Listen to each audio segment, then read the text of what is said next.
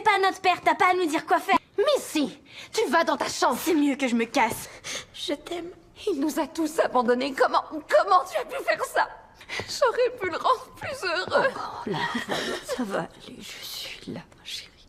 La mort arrive toujours sans prévenir. Missy perd son père ce jour-là. La journée était tout comme les autres. Ce matin-là, sa mère, Marie, annonça. Toute la famille devait prendre une photo officielle. Malgré le refus de Missy, elle finit par accepter. Juste ce matin-là, Missy refusa d'aller à l'école en voiture. C'était une erreur pour elle. Elle ne le regretterait jamais. Elle ignorait. Elle manquait le dernier moment passé avec son père. La famille, vêtue de belles tenues. Georges rentra pour prendre les photos. Ils reçurent des nouvelles dévastatrices. Son père souffrit d'un arrêt cardiaque soudain. Il a eu une crise cardiaque. Mais il va bien, hein? Il est mort.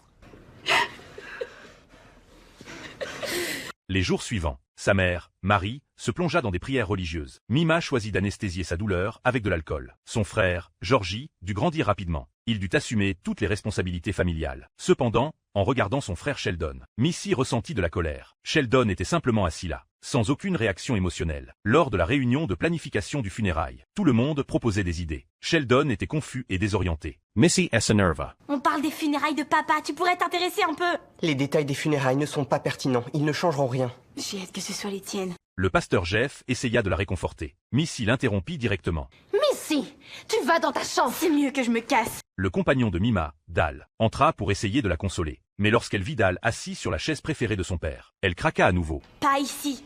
Dans son esprit, elle ne laissait personne s'asseoir sur cette chaise. Le jour des funérailles, la chapelle était pleine de parents et d'amis. Quand il était le tour de Missy d'appeler, elle regarda le cercueil de son père. Elle exprima ses émotions les plus profondes. Merci pour tout. C'était la première fois qu'elle connaissait le chagrin. C'est son père qui l'avait soutenue avec tant de détermination. Non, reste assis près de moi.